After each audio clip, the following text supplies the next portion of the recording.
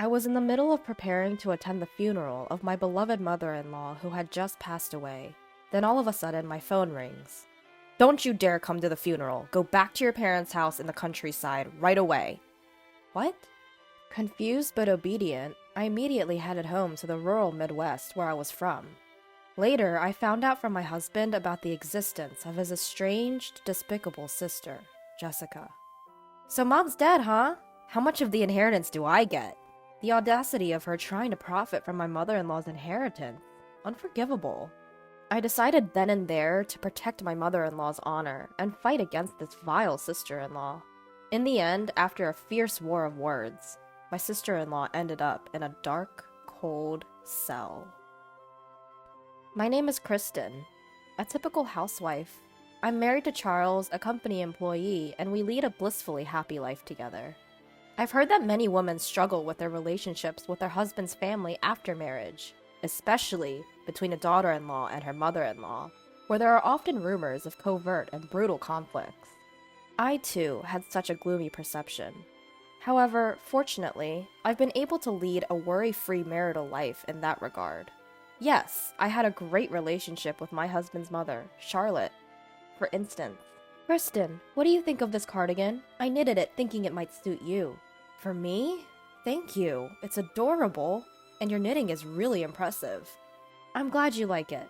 The wind is getting chilly, so be careful not to catch a cold." "Absolutely. Hey, if it's alright with you, could you teach me how to knit sometime?" It was just like that. Charlotte's smile was always filled with warmth and kindness. I owed her so much. She had even helped us financially at times. I loved my gentle mother-in-law and considered her like a second mother. But then, "Kristen, Mom passed away in the hospital." I received the news of Charlotte's death just the other day.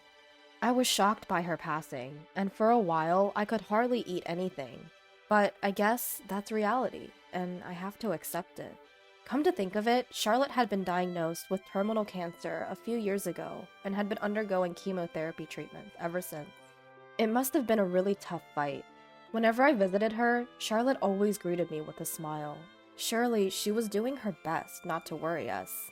I couldn't stand around just crying for her. I decided to send her off with a smile. With that in mind, I was getting ready to attend my mother-in-law's funeral, which was to be held at my husband's family home.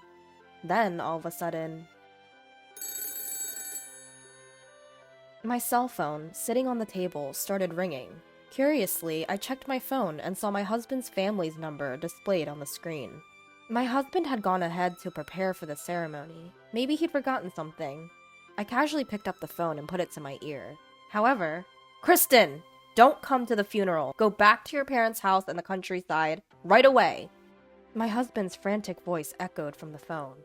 "Wait, what? You want me to go back to my parents' house? Why are you in such a panic?" "Sorry, we had a bit of a problem at the venue. I'll explain everything once we meet up." Naturally, I was confused by my husband's words. What on earth was he talking about when he said problem? And I'd never seen him so flustered before. "Alright, calm down. For now, I'll do as you said and head to my parents' house." "Take a cab. I'll be right there. Bye." With that, he hung up. Truth be told, my mind was filled with question marks. But if Charles said so, there must have been a good reason. So I changed my plans to go from my husband's family home to my parents' house under significant pressure. "Kristen, what's going on? Today's Charlotte's funeral, isn't it?" "Well, come in first. We'll talk inside." When I explained the situation, they were just as puzzled as I was a moment ago. However, without my husband's arrival, there was no way to elaborate. We nervously waited for my husband to arrive. About an hour later, my husband burst into the house. "Kristen, are you okay?" "I'm fine, but what happened to your hand?" Looking, I saw that my husband's hand was wrapped in a bandage. My husband touched his injured hand, making a terribly difficult expression. Next, he started to explain what happened at his parents' house and the whole circumstances surrounding it. Apparently, my husband has a sister 3 years older than him named Jessica. But this Jessica was a very undutiful daughter, causing troubles for the family from a young age. It turns out she's had more run-ins with the police than one could count. His mother, Charlotte, never gave up on such a daughter and always kept apologizing to people around them. And she even took responsibility for the debt that Jessica created. "I'll definitely pay it back, okay? Please, Mom." She believed her daughter's words, but Jessica betrayed that promise and left home. Jessica was cut off from my husband's family, and it has been a no-contact situation until today. And then Jessica showed up at his parents' house on the day of her mother's funeral. After so much time, one might think she would have grown a bit. However, the words that came out of Jessica's mouth were, "So Mom's dead, right? How much of the inheritance can I get?" Of course, my husband was furious with her attitude. Was that the first thing to say after their mother's death? He went on to angrily tell his sister that she was disinherited a long time ago. And also, to Charlotte, her daughter was no longer Jessica, but Kristen. In other words, me. What? Kristen? Who's that woman? It's ridiculous if she can inherit and the real daughter can't. Upon hearing the truth, Jessica became enraged, her face turning red. Then, she snatched my husband's phone and stormed out of the house in her car, hurling hostile words towards us. Apparently, the injury to my husband's hand was from her biting him at that time. I remotely locked the phone right away, but it seemed she might have found out our house location and Kristen's face from the contact list and photos. Oh my, I can't believe my ears! I was speechless for a moment after hearing my husband's words. I was surprised to learn for the first time that Charlotte had a daughter, and it was even more shocking that she was such a terrible person. "I'm sorry for hiding about my sister. It's my family issue. But now..." My husband apologized with a pained expression. We were thinking of how to deal with the situation, trying to cheer up my distressed husband. "Well, we should probably stay away from our city home for a while, just in case," he said. "Is our rural home address safe?" Yes, I didn't store that information on my phone. So for precautionary reasons, we decided to stay at our rural home. And then, as the new day dawned, the sun rose and the chirping of the birds filled the air. "I'm off to work. If anything comes up, give me a ring on my spare phone." "Okay, have a good day." I watched my husband drive off to work, a smile on my face. But inside, I was a whirlwind of anxiety. What if my sister-in-law showed up? What if she attacked me? These worries tormented me constantly. Whenever I closed my eyes, I saw Jessica's raging face at my husband's family home. But to my surprise, life at our rural home was peaceful. Day after day passed without incident, and time flowed tranquilly. The anxieties and tension that had bothered me were gradually subsiding, now barely a flicker. If only this issue with my sister-in-law could simply disappear. I started to think optimistically. That's when the situation changed. "Excuse me, is the couple Charles and Kristen at home?" That day, a police officer from the local precinct came to our house. What's this about?" I hesitantly asked, filled with a dreadful premonition, and it turned out to be spot on. Apparently, our city home had been burglarized. The police had just received a call from the scene. I contacted my husband to tell him what happened, and we rushed back to our home together. And when we arrived, sure enough, the house had been ransacked. Every drawer was open, as if a storm had swept through. "Is there anything missing?" the officer asked. "Well, let's see." Urged on, we checked the inside of our house, under the supervision of a police officer. Our bank books and other valuables seemed safe, for now. However, a few $100s that should have been in our dresser were gone. By the way, according to a neighborhood investigation, a suspicious woman had been spotted around here several times over the past few days. This woman was reportedly shouting in front of our house, yelling things like, "Come out!" and "Pay me back!" Charles, could that be? I'm pretty sure. I'd bet 90% sure that it's Jessica. My husband nodded while looking at me. We explained the recent issue with my sister-in-law to the police. The matter of the disrupted funeral, the stolen smartphone, and my husband's injured hand? The police responded rather smoothly. It was probably because we had previously reported the smartphone incident to them. Afterward, we had to give a more detailed account at the police station, and didn't get back to our rural home until it started to get dark. The burglar was caught soon afterward. As expected, the culprit was Jessica, my sister-in-law. According to the police, she was audacious enough to stay in a hotel near the crime scene after the burglary. She was supposedly taken into custody while nonchalantly receiving a massage from room service. Of course, she paid for all of this with the money she stole from our house. Even though she admitted to the crime, she was denying the burglary. Although I didn't understand the details, it seemed that when the crime involved family, things weren't so straightforward. Anyway, we were called back to the police station again. Guided by the officer in charge, we were led into the room, and there sat a brunette woman, sulking in her chair. Suddenly, she blurted out indignantly, "Charles, how could you do something like this to your own family? It's unbelievable." Jessica showed no remorse at all. In fact, she didn't even seem to think she had done anything wrong. She probably acted like this during the police interrogation too. According to her, she didn't enter the house with the intent to burglarize it. She claimed she had come to discuss inheritance matters, but since we were always away, she had no choice but to break the window and enter. Even the money she stole was only necessary for her to stay in a nearby location, so she said. In other words, it was all our fault. What a short-sighted and selfish way of thinking. To think that such a dangerous person harbored resentment against me. If I had bumped into her while I was alone, who knows what could have happened. The thought alone made me shudder. Meanwhile, my husband Charles and my sister-in-law were engaged in a heated argument. "You've got some nerve showing up after all these years and pretending to be a part of the family. Give me back my phone, will ya?" Fine, I'll give it back.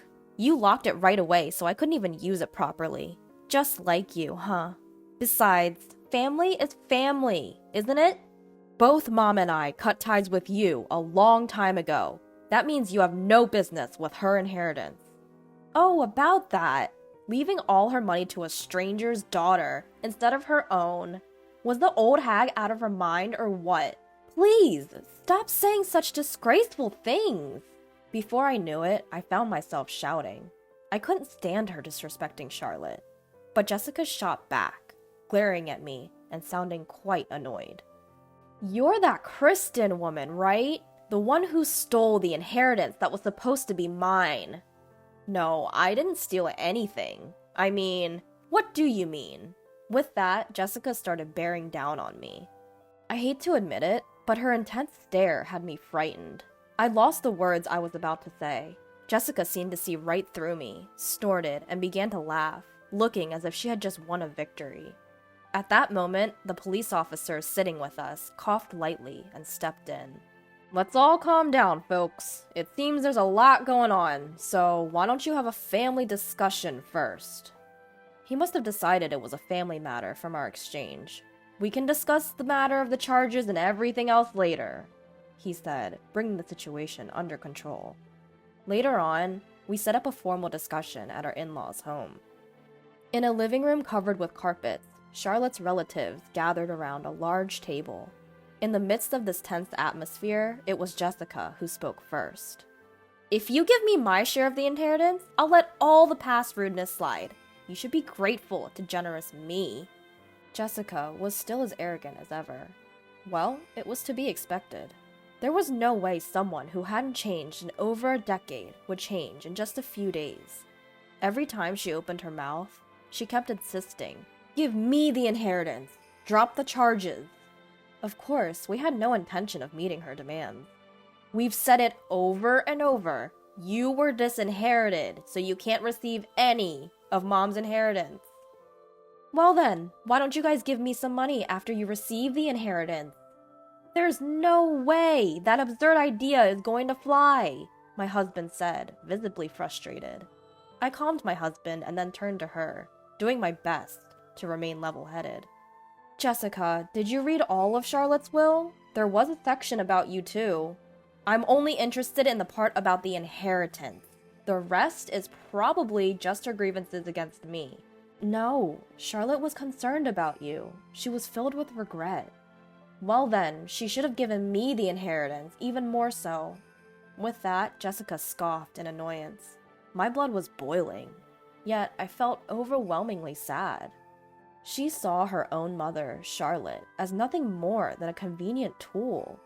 Charlotte didn't give you any money because she knew she couldn't change you with it, I said without waiting for her response. I can't let a despicable person like you have even a cent of Charlotte's money. You're telling me you've got some nerve, considering you're not even blood related. I don't want to hear that from someone who dismissed their own blood ties. Facing my words, Jessica faltered for a moment. Then her eyes narrowed sharply, glaring at me. It's an ugly, terrifying look. But this time, I couldn't look away. There's nothing more to discuss. Please, leave now, I said, locking eyes with the intimidating Jessica. Suddenly, Jessica lunged across the table at me, either out of rage or fear. But she was immediately restrained by my husband and other family members present. 10 minutes later, she was forcefully escorted out by the police who arrived at the scene. All the while, she continued spouting off insults, but by the time she was put into the patrol car, she had completely lost her spirit, slumping her shoulders. Afterwards, I heard Jessica ended up in prison. Our report of the incident had been officially accepted. Apparently, Jessica had a large amount of debt from loan sharks. It seemed that her obsession with Charlotte's inheritance was due to this hidden circumstance. Regardless, she's expected to lead a miserable life, never to see the light of day again. She just doesn't understand a parent's love. She made her bed, now she has to lie in it. We were reflecting on the recent events in our home, which was finally neat and tidy again after a long time. As my husband offered incense in front of my mother-in-law's portrait, he said, "I was surprised, Kristen, to see you argue so bravely." Well, that's because I read mother-in-law's will again. The truth is, I had read my mother-in-law's will again the day before talking with my sister-in-law. I hadn't really had the time to thoroughly go through it before. The will was filled with Charlotte's passionate feelings, almost like a letter. Every word she had written stirred me up. Charlotte had always been concerned about her child. Without leaving a single grudge, she worried about her well-being, and she bravely departed for heaven, hoping for our happiness as a couple. She would have wanted to do many things for her real daughter. As I held my cardigan tight, I started to tear up thinking about my mother-in-law. Seeing me like that, my husband tried to cheer me up. "Kristen, would you knit something for me too?" "Sure, I'll show you mother-in-law's knitting technique," I said, wiping the tears from the corner of my eyes with a smile. "We'll make good use of her inheritance." From then on, I vowed in my heart to live a happy life for Charlotte's sake as well.